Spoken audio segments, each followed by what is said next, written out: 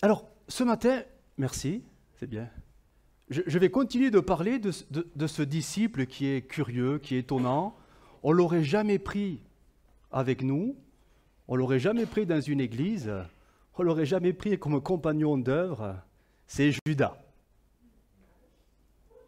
Sur cet amen enthousiaste, je continue. Parce que Judas est une personne, finalement, était une personne de la même nature que chacun de nous. Et Jésus l'a aimé. Et il a fait de belles choses. Mais il n'a pas su se maintenir dans ces choses-là. Son cœur a basculé. On sait pourquoi. Il aimait l'argent. Il piquait dans les caisses. Et il est devenu voleur. Il est devenu le traître. Et finalement, il a été, comme les Écritures l'avaient toujours annoncé, le fils de la perdition. Mais en tout temps, en toute situation, il avait le choix. Il était libre de ses actes. Mais il a succombé au penchant de son cœur, voilà, qui était l'amour de l'argent. Alors ce matin, on va voir un autre aspect de Judas. Et cet aspect, bien sûr, c'est celui que tout le monde connaît, même ceux qui ne sont jamais rentrés dans des églises, qui n'ont jamais lu la Bible, connaissent l'histoire, le point culminant de la déchéance de Judas, c'est dans le jardin de Gethsémani, quand il lui fera le fameux baiser de Judas. Alors on lit ensemble Matthieu 26, 47. Le texte va s'afficher sous vos yeux.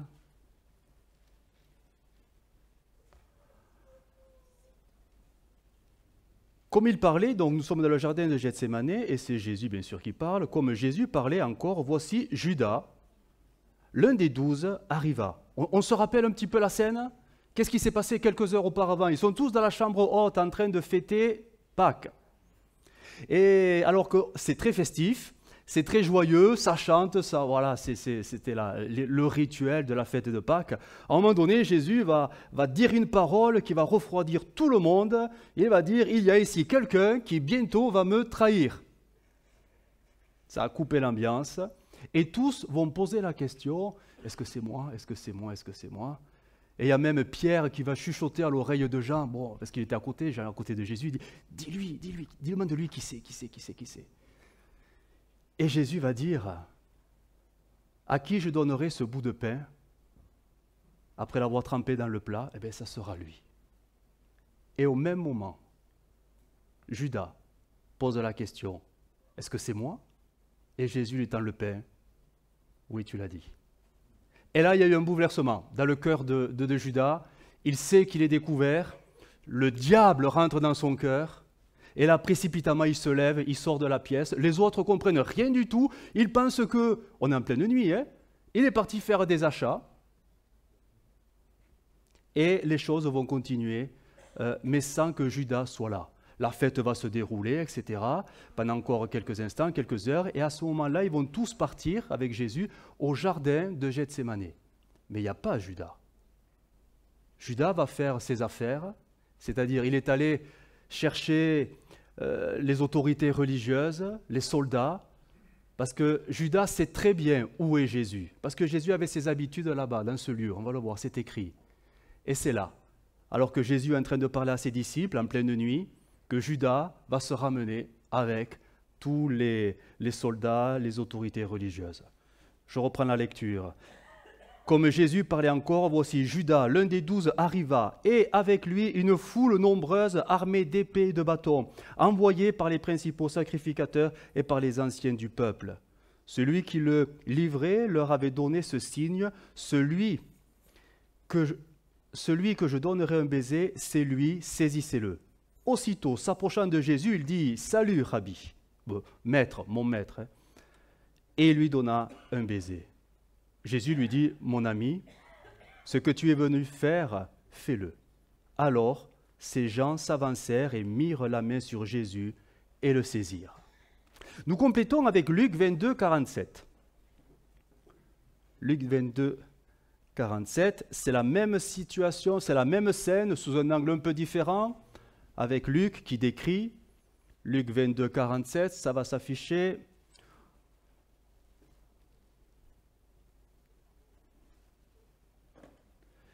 Comme Jésus parlait encore, voici une foule arriva, et celui qui s'appelait Judas, l'un des 12, marchait devant elle. Il s'approcha de Jésus pour lui donner un baiser. Verset 48, et Jésus lui dit, Judas, c'est par un baiser que tu livres le Fils de l'homme. Et j'arrête ici la lecture. Alors, on va s'arrêter sur ce fameux baiser de Judas. Vous n'êtes jamais posé la question, c'est étonnant un peu, cette action, ce geste, comment se fait-il que Judas fasse ça?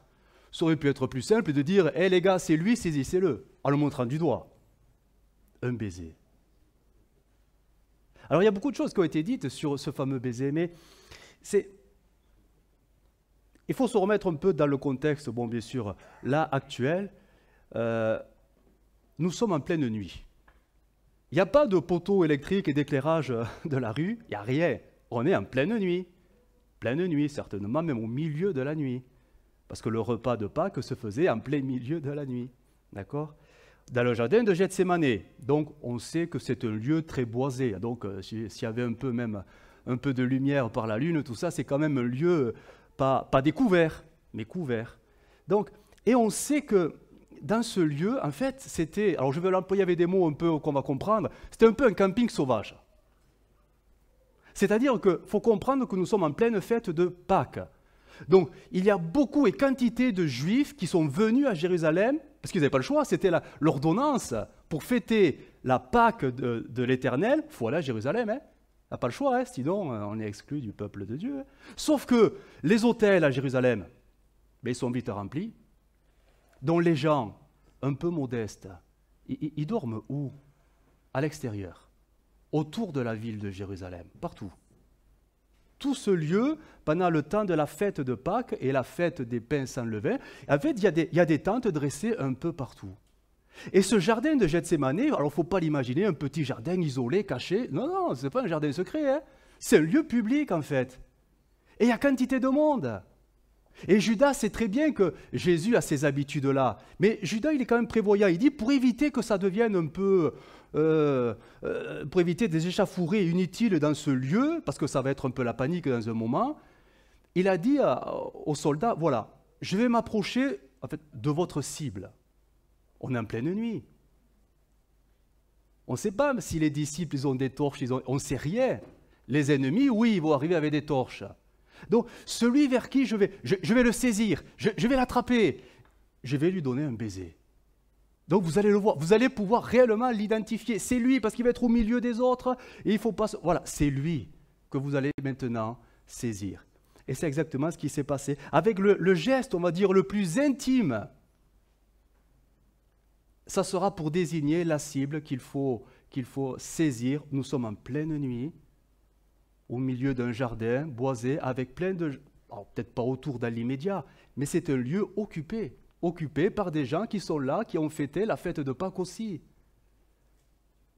Quand on lit, et on va le faire, Jean 18, verset 1, nous sommes encore dans le récit, mais sous un autre angle encore différent. Jean 18, verset 1. Je vais lire dans Parole de vie. Après que Jésus a dit cela, il part avec ses disciples de l'autre côté du torrent du Cédron. Là, il y a un jardin où il entre avec ses disciples. Judas, celui qui va livrer Jésus, connaît cet endroit. En effet, Jésus est souvent venu là avec ses disciples. C'est Parole de vie. Hein. Judas conduit une troupe de soldats. La Louis II a traduit une cohorte. Et là, on sait très bien de quoi on parle. C'est les Romains. Hein. C'est les Romains. Et des gardes du temple. Ils viennent de la part des chefs des prêtres et des pharisiens. Ils arrivèrent dans le jardin avec des torches, des lampes et des armes, attendant le signal, et quand le baiser sera donné, alors ils saisiront Jésus. Je reviens sur Matthieu, le premier texte qu'on a lu, quand il est dit que Judas lui a donné un baiser. D'autres versions ont traduit, et c'est intéressant de comparer un peu ce que Louis II a un peu trop lissé. Des versions ont traduit « Judas lui a donné un tendre baiser ». Après, ça enfonce le clou. Terrible. Une autre version a traduit la parole vivante « Il l'embrassa avec effusion ». C'est-à-dire un baiser très sonore, répété, et c'est le mot grec. Un baiser, mais répété, amplifié, exagéré, très sonore pour que ça s'entende. Et une autre version, la Darby, un baiser avec empressement. Empressement. Je vais vous projeter quelques images.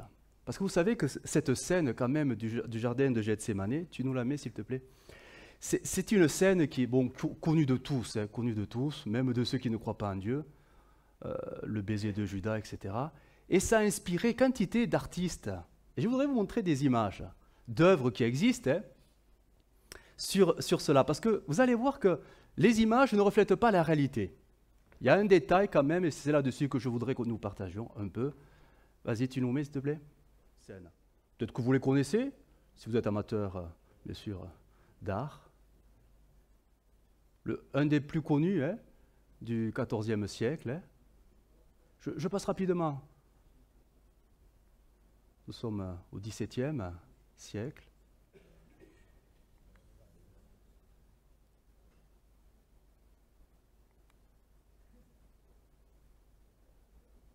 Voilà, cette image est intéressante parce qu'elle montre bien qu'il fait nuit. Il fait vraiment nuit. La plus connue peut-être, Gustave Doré. La Bible illustrée, Gustave Doré, peut-être que vous l'avez. C'est une Bible très, très belle, par ses illustrations. Bible d'enfant, très actuelle. C'est pour donner un peu pour visualiser un peu les choses.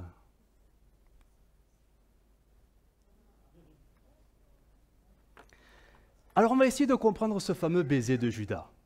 Parce que, honnêtement, ça ne vous choque pas un peu? Oui, mais plus que ça. Parce qu'en fait, ce baiser, vous voyez les illustrations, on parle plus, c'est presque la bise qui se font. On ne parle pas de bise, c'est un baiser.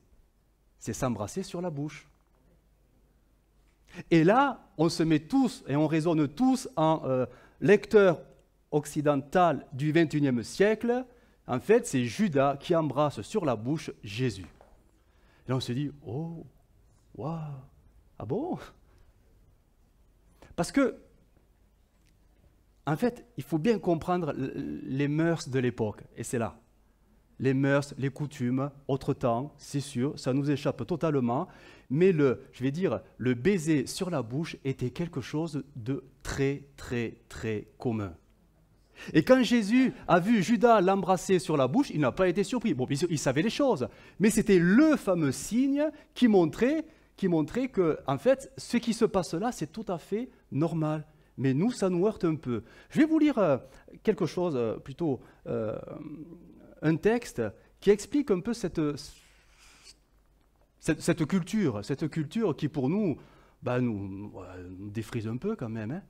Dans la Bible, le baiser était une pratique normale. Non, tu peux laisser sur le diaporama, mais tu viens sur moi. Un homme embrassant un autre homme était courant et normal selon les codes de la société orientale. Dans la culture au temps de Jésus, il était normal pour des hommes de s'embrasser.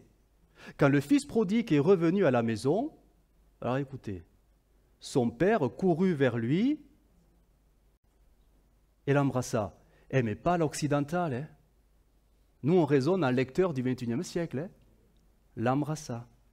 Quand Paul fit ses adieux aux anciens d'Éphèse, acte 20, ils se jetèrent tous à son cou et l'embrassèrent. On ne parle pas de bise, on ne parle pas de ça.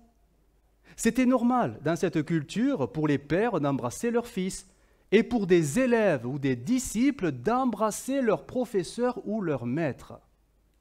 Exactement ce qui se passe avec Judas. Il voit en Jésus son rabbi et c'est normal que Jésus se laisse embrasser par son disciple. Sauf que Judas en a fait un signe de désignation pour les troupes qui étaient derrière lui. Il n'y a rien de choquant en soi que Jésus donc ait embrassé, que Judas ait embrassé Jésus. Il était le rabbi. Dans l'Ancien Testament, embrasser quelqu'un n'avait pas de connotation sexuelle. Les baisers étaient une marque d'amitié, un signe de loyauté. Quand Jacob est arrivé chez son oncle, il l'a embrassé. Son oncle Laban. Et même il a embrassé sa cousine Rachel. On ne parle pas de se faire la bise. C'est pas ça. C'est Genèse 29. 20 ans plus tard, quand il est retourné en Canaan, Ésaü, son frère, s'est jeté à son cou. Et lui a donné un baiser. Et les deux se sont mis à pleurer à chaudes larmes. Genèse 33. Joseph s'est fait connaître à ses frères en Égypte, puis il leur a donné un baiser plein d'affection. Genèse 45. La Bible contient de nombreux exemples de cette pratique. Le baiser, dans la Bible, communique, écoutez bien, un sentiment d'amitié, de loyauté, non seulement à l'intérieur d'une même famille, mais aussi entre amis. David et Jonathan étaient liés d'une très grande amitié. Quand David a dû fuir loin de Saül, il est allé trouver son meilleur ami Jonathan pour lui dire au revoir. Ils s'embrassèrent et pleurèrent. C'est 1 Samuel, chapitre 20. Si la pratique du baiser remonte à l'Antiquité, donc on est à peu près à moins de 2500 ans, donc c'est vieux, hein. En Mésopotamie, traces retrouvées sur des tablettes d'argile, ce sont les Romains. Les Romains, en moins 1300. Vous aimez l'histoire un peu? Allez, je n'irai pas très loin, mais moins 1300. Ça se situe où? Nous sommes au temps des juges. Au temps des juges. Et ça correspond donc à cette période-là. Mais les Romains, eux, ont popularisé et répandu en Europe et en Afrique du Nord donc cette pratique du fameux baiser. Les Romains avaient 3 termes pour désigner le baiser en latin. Alors, je reprends la main sur le diaporama. Vous pouvez me mettre, s'il vous plaît? J'y vais?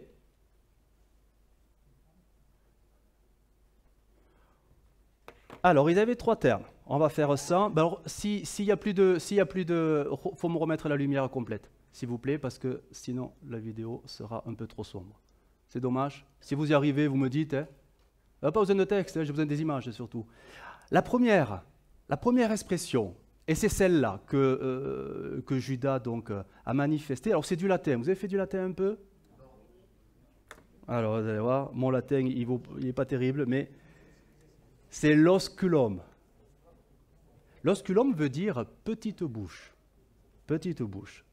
C'est le baiser des lèvres fermées sur la main, sur la joue, sur la bouche, que l'on s'échange entre membres d'une même corporation ou d'un même ordre social et qui se retrouvent encore dans le baiser, et vous allez comprendre, chez les Russes. C'est le même. C'est ce qu'on appellera le baiser social. L'osculum. Ça nous choque, hein? Ça nous choque. Ah, c'est bon? L'osculum, petite bouche, en latin. Rappelez-vous.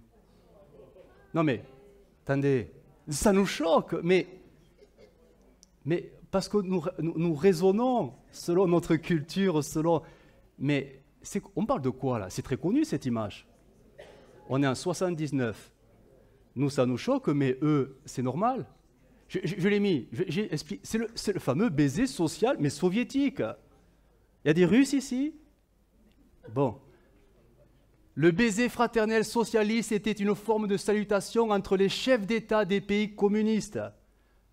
L'acte consistait à une étreinte combinée à une série de 3 baisers sur les joues, alternés, en de rares occasions lorsque les dirigeants se considéraient comme exceptionnellement proches. Les baisers étaient donnés à la bouche. Et là, nous avons la démonstration, alors c'était en son temps, en 79, avec Brejnev et le dirigeant est-allemand Erich Honecker, et c'est devenu même une fresque murale qui est très, très, très connue. Hein. Mais ça ne choque pas. Du côté russe, est, c'est normal. Nous, ça nous choque et ça nous heurte. La deuxième forme de baiser qui existait donc chez les Romains, et dans la culture et dans la pratique du Moyen-Orient, parce que c'était répandu, c'est le basium. Le basium, c'est quoi? C'est le baiser sur la bouche, mais de la tendresse qu'on se donne entre époux ou affection entre membres d'une même famille.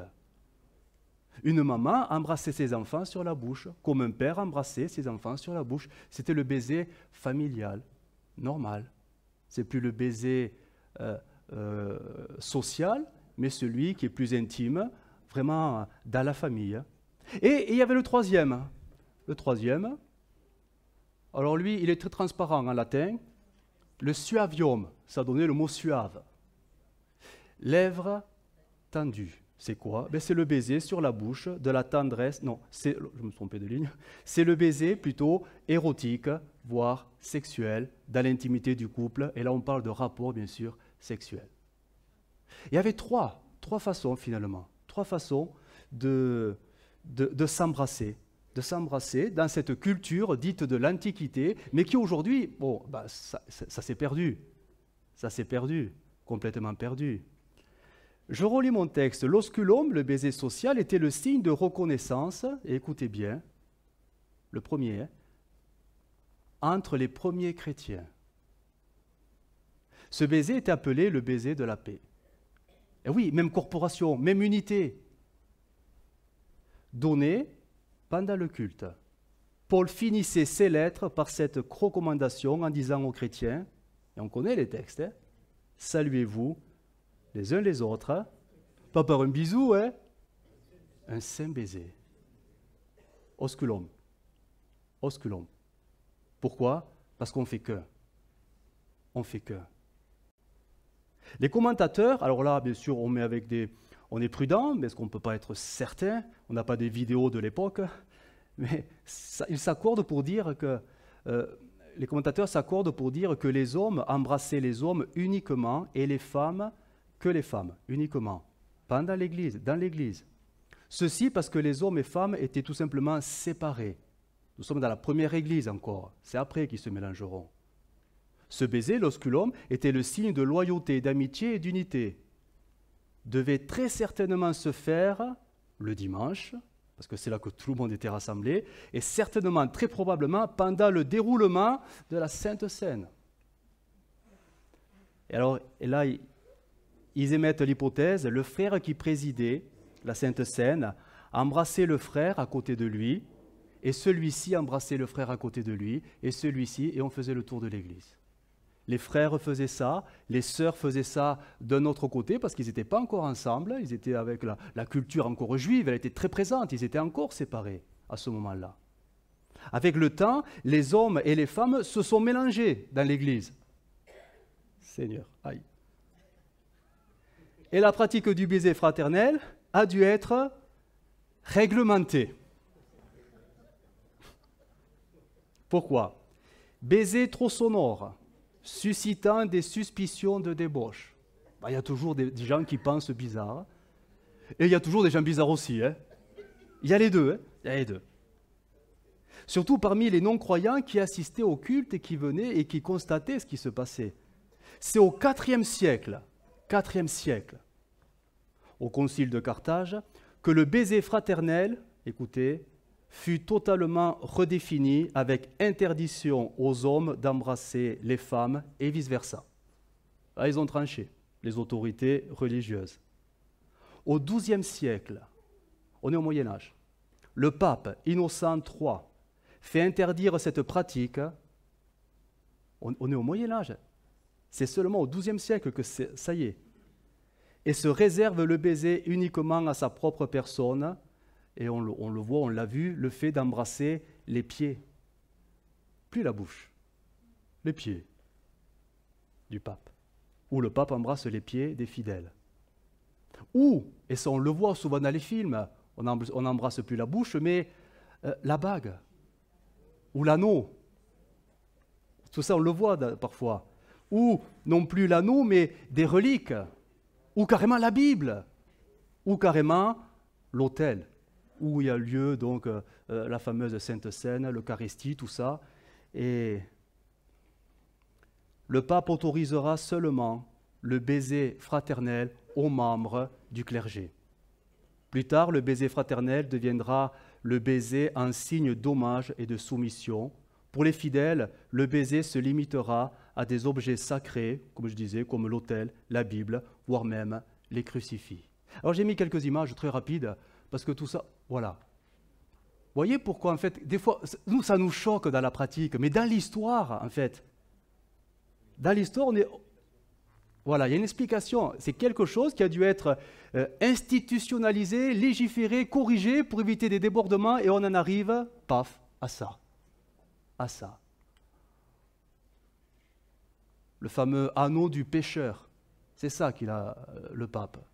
Donc, en signe de soumission, de loyauté, donc on embrasse non plus la bouche du pape, mais l'anneau du pape.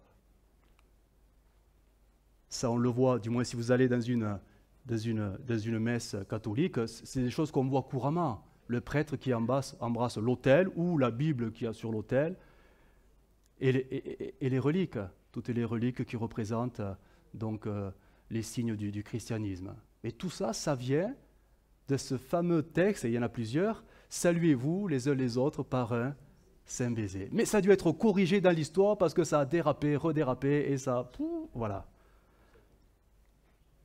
Voilà, on peut remettre. Alors, je vais être clair. Hein.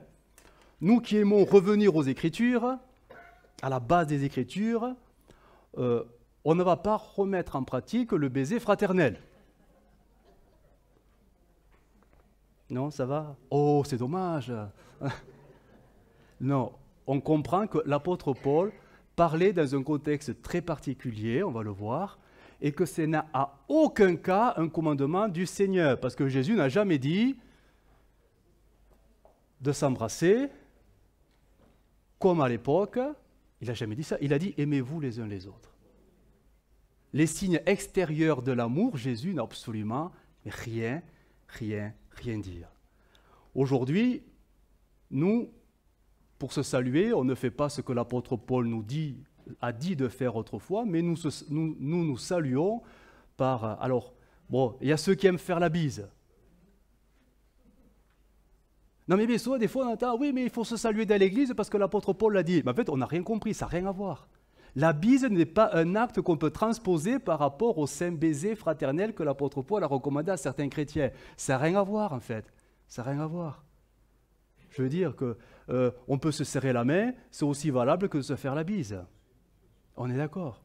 Non, parce que des fois, on peut avoir des comportements très, très spirituels. Oh, frère, vous devez me faire la bise. Moi, je veux la bise du pasteur.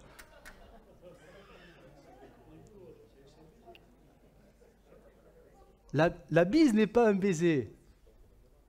Et ce n'est pas un commandement. Et, voilà, ne vous offusquez pas si je ne vous fais pas la bise. Hein. Ça va, hein. Je ne suis pas bise. Hein. Vous avez remarqué?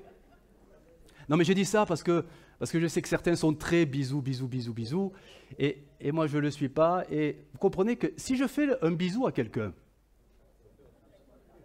ça va susciter, et pourquoi moi je n'ai pas droit au bisou du pasteur? Non mais ça peut aller plus loin, vous savez pourquoi? Parce que, vous savez, quand je suis à la sortie, parfois le troupeau il sort, et parfois il y a des gens, vous savez, on a des gens parfois nouveaux et de passage dans l'église.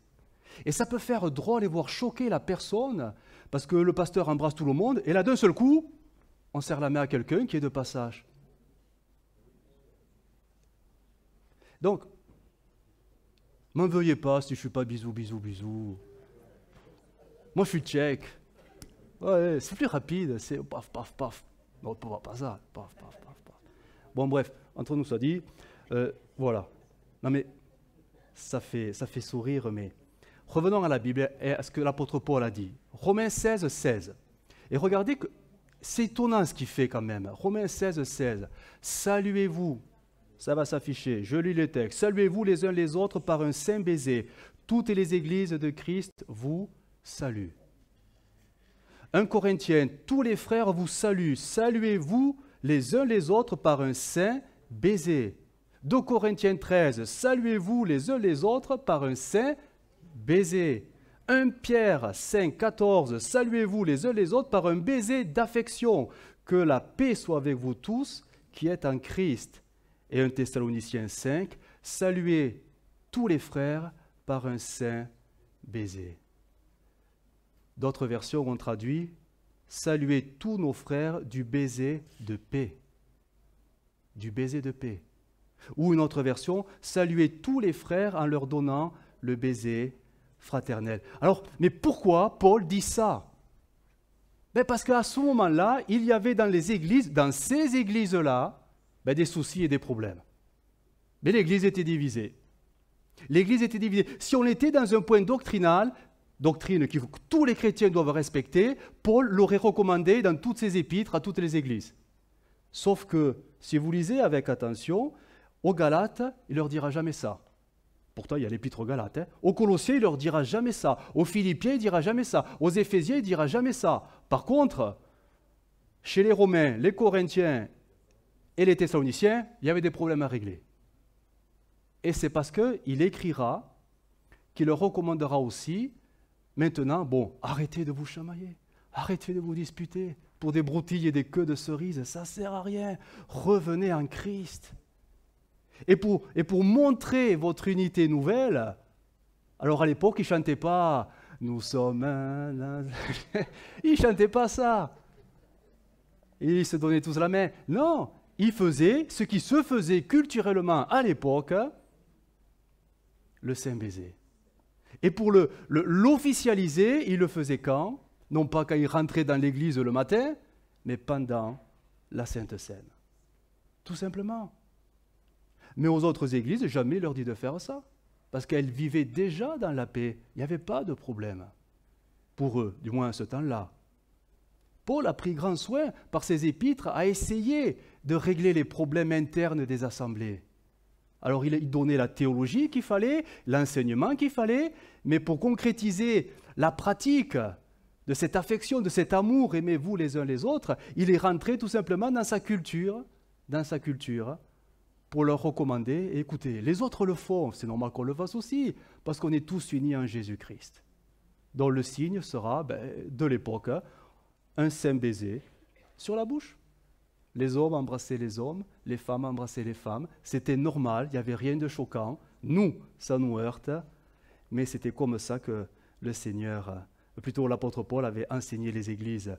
1 Thessaloniciens 5, 25, parole de vie, nous dit, je crois que c'est le suivant, « Saluez tous les chrétiens en les embrassant. » Regardez comment c'est précisé. Comme des frères et sœurs.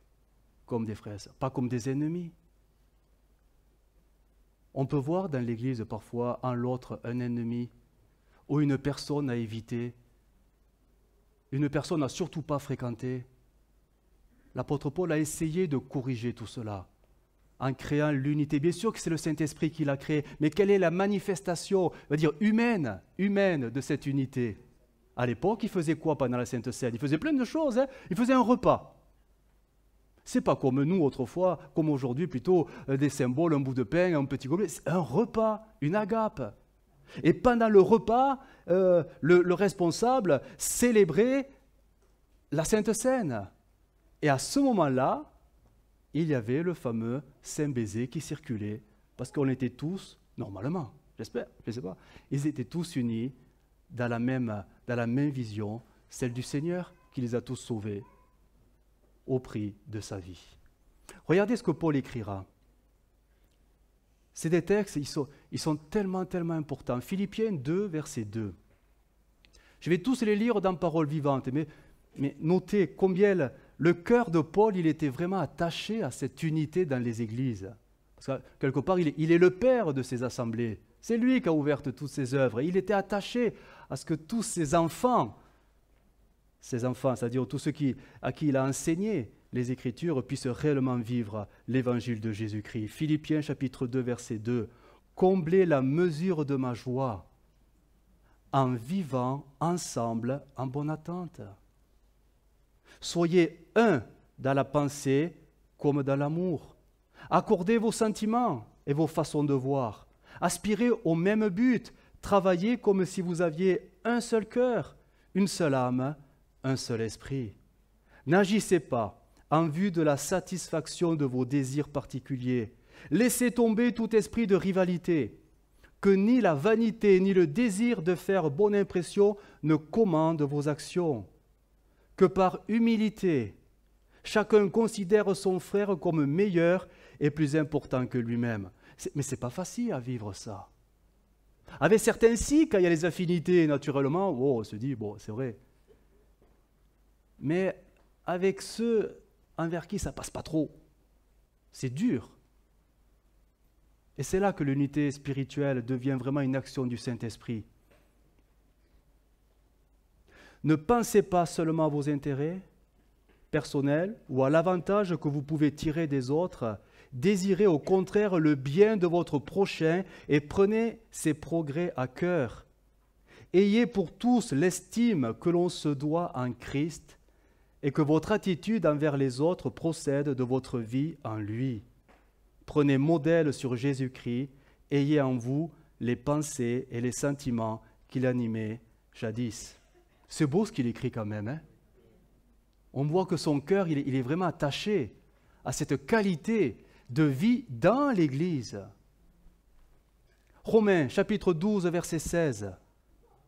Que vos sentiments vous rapprochent les uns des autres. Vivez ensemble en bonne harmonie. Ne frayez pas seulement avec les gens importants, complaisez-vous dans la compagnie des humbles, méfiez-vous de l'orgueil et de l'ambition, n'aspirez pas à réaliser de grandes choses, adonnez-vous aux tâches modestes, ne vous surestimez pas, ne soyez pas de ceux qui savent tout mieux que les autres. Ah, c'est terrible ça, hein? Bon, non, je ne m'arrête pas, non, il faut que je continue. Ne vous croyez ni meilleur ni plus sage que vous ne l'êtes, et n'ayez pas l'outrecuidance. C'est quoi? Présomption, suffisance, suffisance. De penser que vous avez déjà tout compris. En matière d'amour fraternel, on est loin d'avoir tout compris. En profondeur, en profondeur. Romains 15, verset 5. C'est Dieu qui est la source du courage et de la patience. C'est lui qui nous console, qu'il vous accorde les uns envers les autres, qu'il vous accorde les uns envers les autres ces sentiments de chaude sympathie qui étaient en Jésus, afin de vivre ensemble dans une parfaite harmonie comme le veut Jésus-Christ. Ainsi, vous pourrez tous ensemble, d'un commun accord, unir vos voix à un chœur de louange et chanter comme d'une seule bouche la gloire de Dieu. C'est beau, hein? C'est... Waouh! 1 Pierre 3, 8. Entre vous tous, cultivez l'unité de cœur et d'esprit. Visez le même but. Qu'une bonne entente règne parmi vous. Aimez-vous comme des frères. Témoignez concrètement votre compassion à ceux qui passent par une difficulté. Soyez généreux et courtois, modestes et humbles. Allez, un dernier parce que c'est trop beau. Hein? Éphésiens 4, verset 1. Alors, conduisez-vous. On n'est pas tout à fait au début du texte. Ouais, c'est l'avant-dernière ligne. Conduisez-vous d'une manière digne de l'appel qui vous a été adressé, qu'on voit dans votre vie de tous les jours que vous êtes humble, doux et patient, en particulier dans vos rapports mutuels. Regarde ton voisin, regarde-le ton voisin, il est beau, hein? Il est beau. Dis-lui, je vais prier pour toi, pour que tu sois doux, pour que tu sois modeste et pour que tu sois humble, un peu plus, parce que la Bible le dit. Tu deviens mon sujet de prière. Dieu veut une église douce, humble et modeste. Il y a du boulot, hein? Il y a du boulot. Mais vous savez que Dieu exauce les prières, hein? Il peut le faire, hein? Il peut nous rendre doux, modestes et humbles, si vraiment on se laisse faire entre ses mains. Parce que quand on sera doux, modeste et humble, ça va nous permettre de vivre le reste, c'est-à-dire de se porter et se supporter. Eh oui, se porter et se supporter réciproquement avec beaucoup, je rajoute un peu, beaucoup d'affection. Faut qu'on soit changé de l'intérieur. Et ça, c'est obligé. Efforcez-vous de conserver entre vous l'unité que le Saint-Esprit a créée et restez liés les uns aux autres dans l'harmonie et la paix. Car Et voilà la raison. Vous faites tous partie, tous, même toi qui penses que tu es le plus petit, le plus insignifiant. Non, non, non, tous. On est tous, si on est en Christ, on est tous, on fait tous partie d'un seul corps, dirigé par un seul esprit. Et ça, il ne faut pas l'oublier. Je fais partie du corps, tu fais partie du corps, nous sommes le corps. Et même s'il y a des crises dans le corps, et ça arrive qu'il y ait des crises de, alors je ne sais pas quoi, de croissance, d'arthrose, d'urticaire, de démangeaisons. Il y a tellement de choses. C'est local, hein, c'est jamais tout le corps, c'est jamais oublier que nous sommes le corps, l'Église de Jésus-Christ. C'est pas pour autant qu'on va se faire des bisous, hein. C'est pas ça, hein. Vous avez compris, hein, on va pas se faire le saint baiser, l'osculum. Non, mais vivre une réelle communion, une réelle unité dans le Saint-Esprit, mais avec les signes réels et authentiques de l'amour qui nous unit. Parce que parfois on se berce, mais oui, on est unis, mais concrètement, les liens de l'amour, vous savez, quand on est unis, qu'est-ce qu'on aime faire quand on est unis? Premièrement, on aime passer du temps ensemble. C'est bien passer du temps ensemble, quand c'est pour ne pas se battre. Passer du temps ensemble pour s'encourager, s'édifier. C'est important, partager. Je sais que certains veulent que nous fassions un peu plus de repas et d'agapes. Pourquoi pas? C'est bien. Mais, en fait, je me dis, mais c'est bien, mais ouais, mais si les chrétiens ne viennent pas, ou si les chrétiens ne viennent pas tous, est-ce qu'il n'y a pas un symptôme, quelque chose? Je ne veux pas culpabiliser personne. On a forcément autre chose à faire. On ne peut pas être disponible tout le temps selon le programme de l'Église. Mais parfois, certains, je le sais, vivent mal ces moments. Ils vivent mal parce qu'ils ne se sentent pas en accord avec l'Église, en raccord, réunis avec l'Église. Rappelez-vous de ces textes de la Sainte Seine, 1 Corinthiens 11, 28. Qu'est-ce qu'il dit? Qu'est-ce que Paul a enseigné sur la Sainte Seine? Que chacun donc s'éprouve soi-même. Bon, tout ça on les connaît ces textes, et qu'il mange du pain et boive de la coupe. Verset 29. Car celui qui mange et boit sans discerner le corps du Seigneur, mange et boit un jugement contre lui. Sans discerner, c'est ça. Le discernement du corps du Seigneur. Parole vivante. Et écoutez comment ça a été traduit, ça va être un peu plus clair peut-être. Celui qui en mange et en boit. Regardez comment c'est dit. En faisant fi, c'est-à-dire en ignorant. En faisant fi de ce qui implique pour lui son appartenance au corps du Seigneur, s'attire là le jugement de Dieu.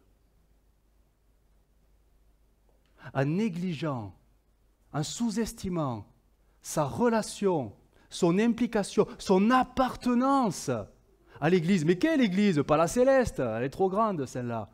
Et on parle de la locale. Je fais partie de mon Église. L'Église, c'est mon Église. Je suis une pierre vivante de mon Église. Est-ce qu'on peut dire facilement « j'aime l'Église de Castres » ? Oh, pasteur, allez, vous êtes trop loin là, arrêtez. Elle est bizarre cette Église, elle est tordue. Les murs sont tordus, c'est vrai, mais les pierres vivantes, elles sont droites. Mais on ne peut pas tous le dire malheureusement, parce qu'il y a des choses dans le cœur qui sont là. Regardez comment il est dit dans français courant. Si quelqu'un mange du pain et boit de la coupe, vas-y, tu nous le mets, sans reconnaître leur relation avec le corps. Quelle est la qualité de mes relations avec... C'est vous le corps. Quelle est la qualité de mes relations? Est-ce que j'évite le corps ou est-ce que j'aime être au milieu du corps? Est-ce que je me réjouis au milieu de mes frères et sœurs ou est-ce que je viens au culte et c'est suffisant, une fois par semaine, ne m'en demandez pas plus. Je fais déjà un gros effort, je prends sur moi, ne m'en demandez pas plus. Quelle est ma relation avec le corps? Quelle est ma relation avec l'Église locale? Je suis conscient que dans l'Église locale, même la nôtre et mes quantités d'autres, il y a eu et il y aura toujours des blessures. Il y aura toujours des blessures. On se fait mal les uns les autres. Pourtant, on s'aime, mais on se fait quand même mal. j'ai pris un texte, je ne sais pas si vous le connaissez parce que ce texte, il est curieux. C'est l'histoire de deux cousins. Donc ils sont assez proches, hein, mais ça va très mal finir. Leur oncle, c'est David, le roi David. Nous sommes avec des personnages de haut rang, Joab, le général des armées d'Israël. Oui, mais il y a son cousin, Amasa. Et Amasa, eh bien, il a la même fonction. Deux généraux, sauf qu'ils n'ont pas été nommés par la même personne.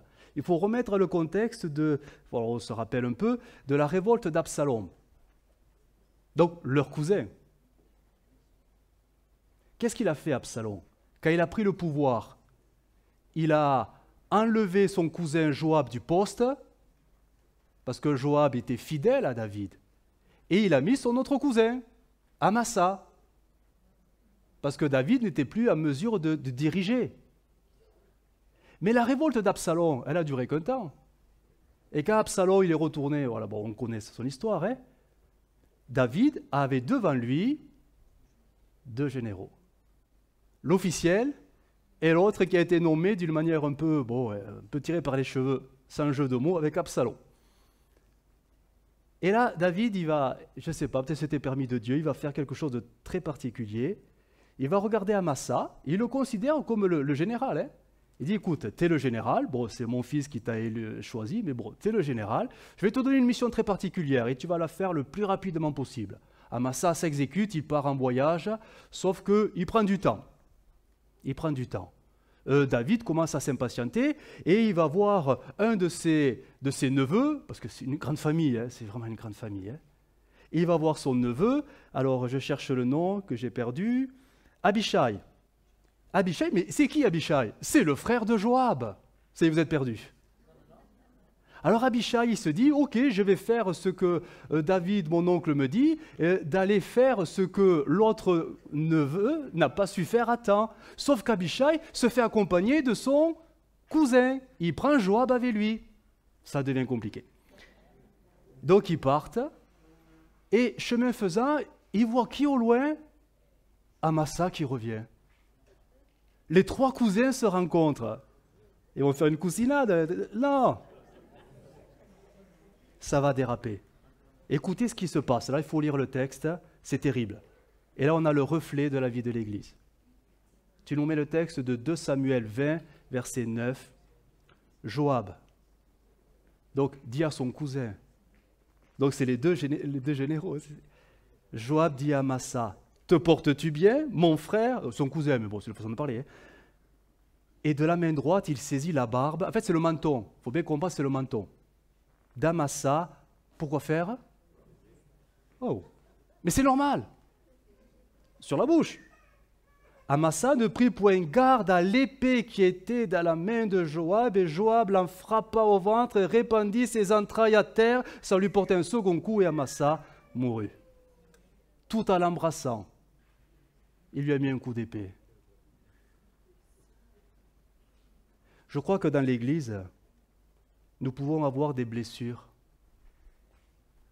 Je ne dirais pas des trahisons, mais des blessures, parfois accidentelles, des blessures parce qu'on a mal fait les choses, ou des paroles, quantité de raisons qui fait qu'on se blesse, quantité de raisons.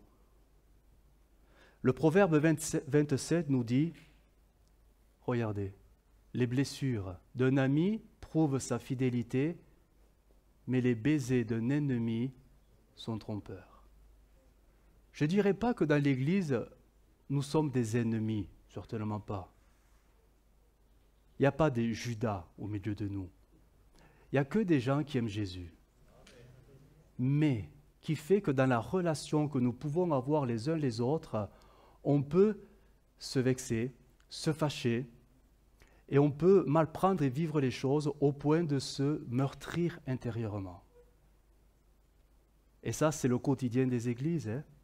Plus on fera d'activités, plus on se retrouvera, plus on essaiera de se fédérer, plus il y aura alors je vais mettre entre guillemets, des débordements qui vont nous blesser. C'est immanquable. C'est ça la vie collective.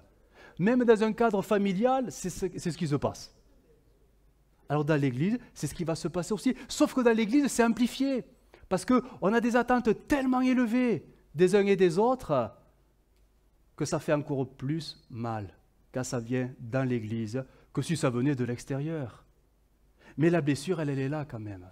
Elle est réelle et on ne peut pas minimiser les blessures qui sont dans notre cœur, dans notre âme, parce que tout simplement, ça fait souffrir. Et les blessures, ça ne guérit jamais, jamais, jamais tout seul. Et c'est là que le lien de l'Esprit, que l'unité du Saint-Esprit fera toute son œuvre, parce que je crois que l'unité de l'Esprit, c'est comme un baume de guérison. Qu'est-ce qu'il veut faire le Saint-Esprit? Le Saint Consolateur, il veut faire quoi? S'il est appelé le Consolateur, c'est pour consoler. N'est-ce pas lui qui guérit? Le fameux don de guérison, il vient de qui? Du Saint-Esprit. Mais on ne parle pas simplement de guérison physique, elles peuvent être émotionnelles, psychiques, intérieures. Et l'Église a besoin de cette action du Saint-Esprit. C'est dommage que l'Église, parfois, quelques-uns peut-être, se soient résignés, vous savez, à cette relation entre nous, à simplement « bonjour, au revoir, à dimanche ». Et pas tous les dimanches. Hein. C'est pas ça, l'Église. C'est pas ça. L'Église, c'est une unité spirituelle forte. C'est quelque chose qui glorifie le Seigneur. C'est quelque chose qui réjouit le Seigneur. Alors oui, je le dis, c'est vrai, parfois nos agissements, parfois nos prises de position, oui, affaiblissent, peut-être malgré nous, mais affaiblissent gravement l'unité spirituelle. C'est pour ça que la Sainte Seine est un moment où on se remet en question, où on se considère les uns les autres.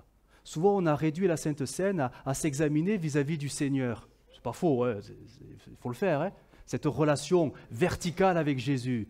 Mais l'apôtre Paul dira, mais en prenant la Sainte Seine, examinez aussi votre relation horizontale avec les autres. Quelle est ta relation avec les autres? Est-ce que tu les vois comme des ennemis ou comme des amis? Est-ce que tu es uni? Ou est-ce que tu as été blessé? Qu'est-ce qui se passe? Qu'est-ce qu'il faut faire? Qu'est-ce qu'on peut faire? Paul dira, en Christ, il y a toutes les solutions. Il y a le remède, il est le remède. Il y a la guérison, il est la guérison. Il y a l'Esprit, et c'est exactement lui dont nous avons besoin. Le Saint-Esprit, c'est lui qui répare le corps. Ne mettons pas de l'huile. À l'époque, le médicament, de l'époque, c'était pas du Doliprane et compagnie. Hein. C'était de l'huile. Hein. On mettait de l'huile et ça passait partout. Hein. De l'huile.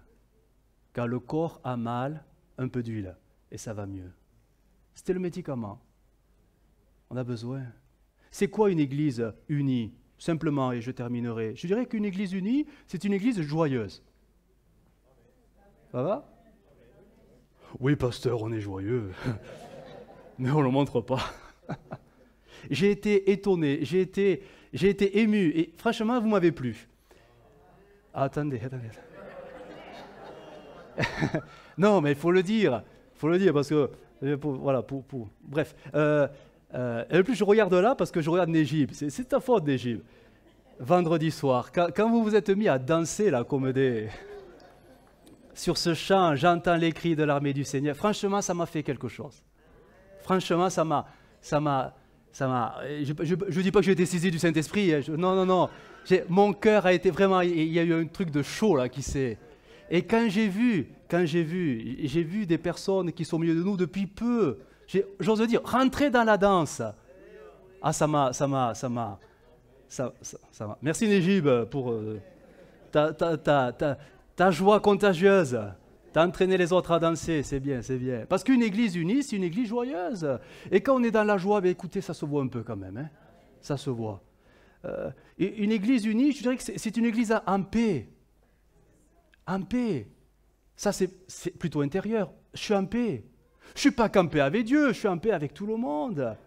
Et quand on est en paix avec tout le monde, l'église devient paisible. C'est beau une église paisible. Ah ouais, c'est vrai. C'est beau. Une église unie, c'est aussi une église engagée. Ah, engagée. Eh oui, une église qui travaille, mais qui s'engage entièrement, totalement, c'est-à-dire tous ensemble. Tous ensemble, une église qui travaille, simplement. Une église unie, c'est une église généreuse. Quand je dis généreuse, c'est donner. Non, je ne parle pas d'argent. Mais si vous avez pensé, c'est que Dieu vous parle. Et là, on dit Amen, mais ce n'est pas de ça que je parle. Généreuse, donner, mais donner de sa personne, donner de son temps, donner de ses compétences, c'est ça. Mettre au service du corps ce que Dieu me donne, c'est-à-dire mes capacités, mon savoir-faire, etc., etc. C'est ça. C'est ça. Je me souviens, il fut un temps, ça remonte à quelques dinosaures, on avait un problème de ménage à l'église.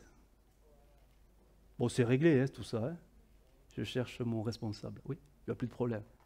Et quelqu'un avait émis l'idée, et pourquoi pas engager une société de service pour nettoyer l'église.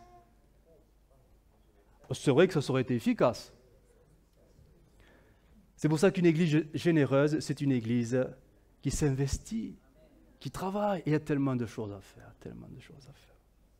Mais une église unie, c'est aussi une église qui loue, qui adore, qui célèbre, mais d'un même cœur.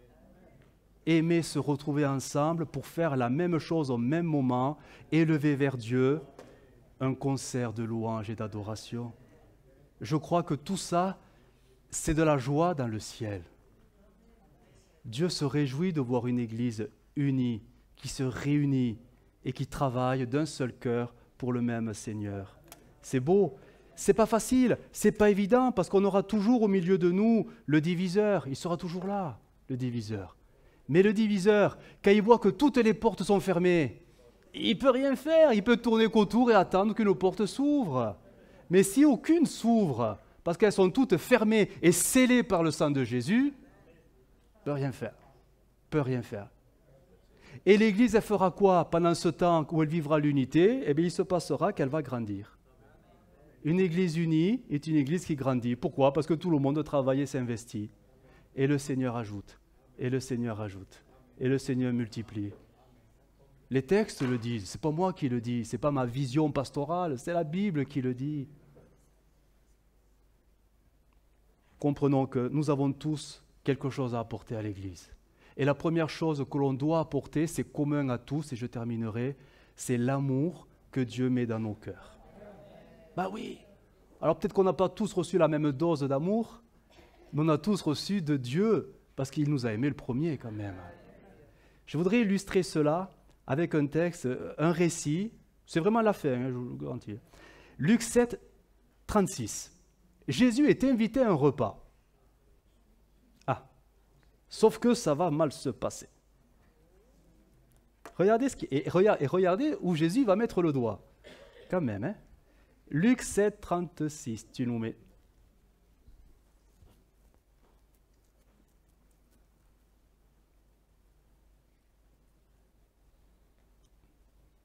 Il n'y était pas? Oh. Alors, 36 à 47. Version normale. Je lis le texte, il va s'afficher, il nous rattrapera. Un pharisien pria Jésus de manger avec lui. Jésus entra dans la maison du pharisien et se mit à table.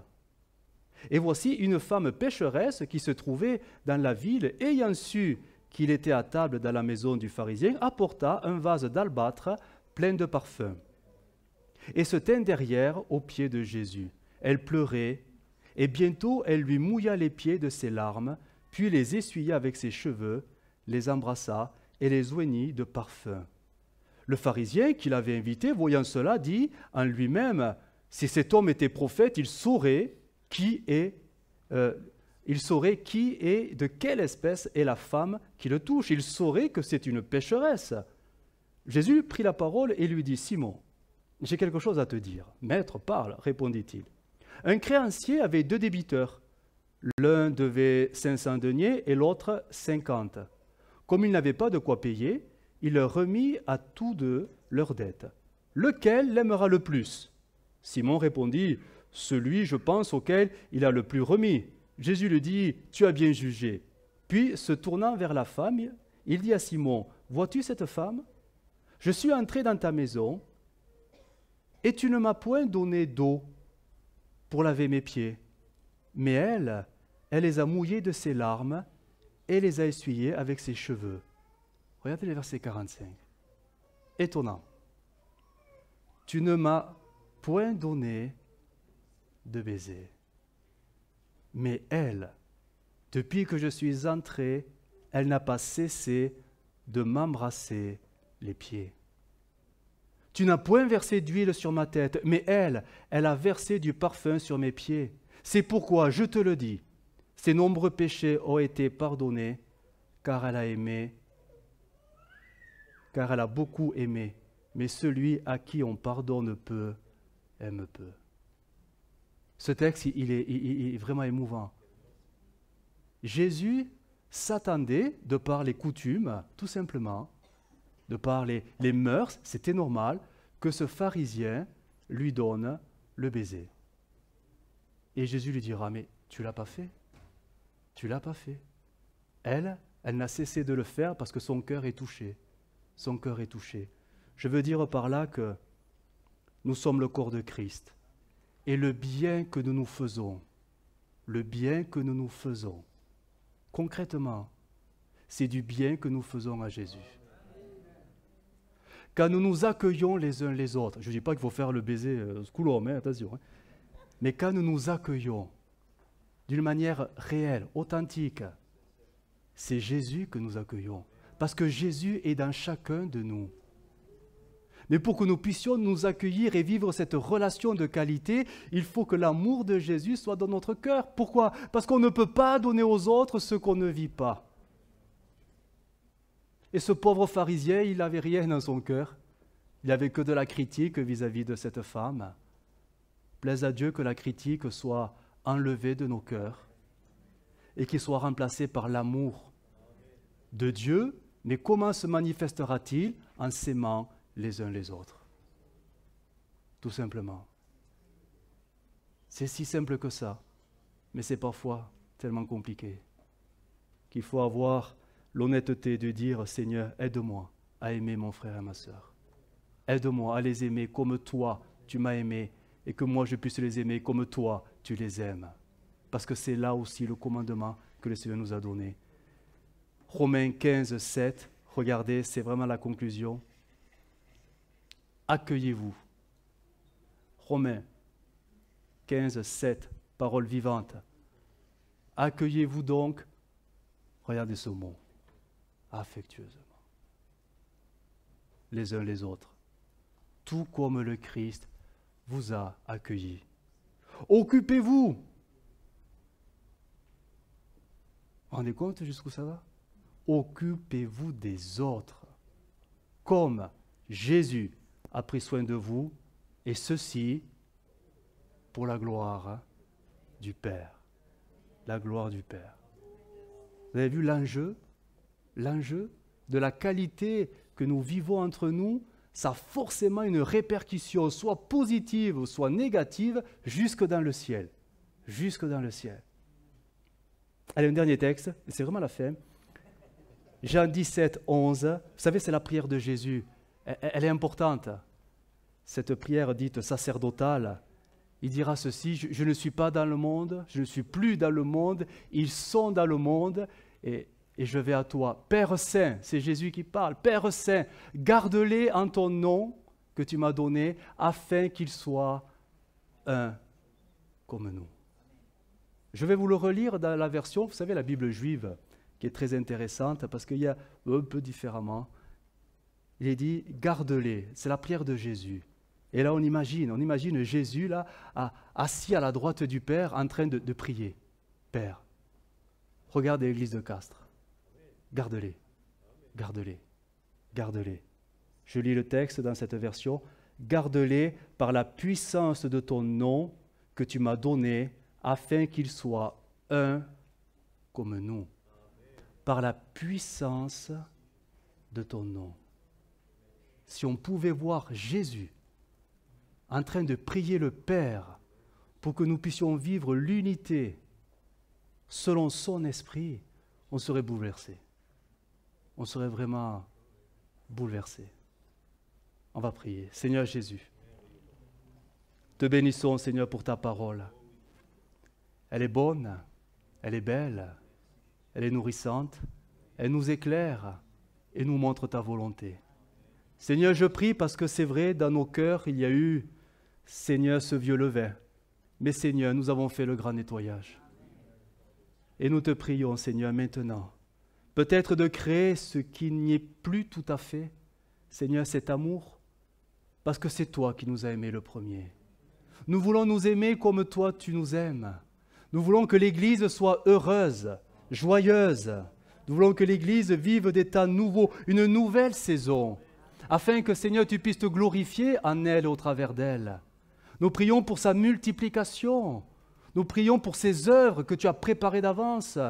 Nous prions pour que tu puisses tous nous entraîner, Seigneur, à ta suite, afin que l'Église, ton Église, vive des temps particuliers, des temps où ta présence touche même ceux qui viennent pour la première fois. Oui, nous prions pour que tu puisses créer, Seigneur, ce qui nous manque, ce qui nous a fait défaut, ou ce que le diable a peut-être détruit, cette unité de l'esprit, dans un véritable amour, une véritable pensée. Seigneur, nous voulons savoir nous occuper des uns et des autres, pas rentrer dans la vie des uns et des autres, mais prendre soin des uns et des autres. Ô Jésus, oui, souffle ton esprit et garde-nous par la puissance de ton nom, afin que le diable ne vienne pas détruire tous les bienfaits reçus pendant cette semaine. Ô notre Dieu, souffle ton Esprit Saint, et que nous puissions vivre ce que tu attends de nous, tout simplement, l'unité dans ton amour. Amen. Amen. Que Dieu soit béni.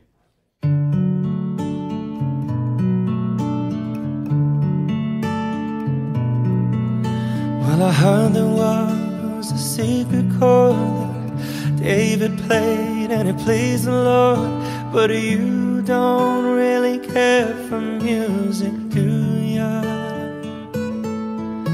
Well, it goes like this, the fourth, the fifth, minor fall and major lift, the baffled king composing hallelujah, hallelujah,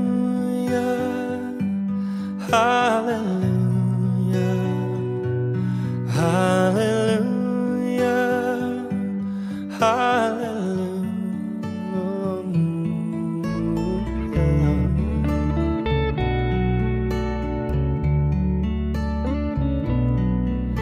Well, your faith was strong, but you needed proof. You saw her bathing on the roof, her beauty in the moonlight overthrew you. She tied you to her kitchen chair, she broke your throat and she cut your hair.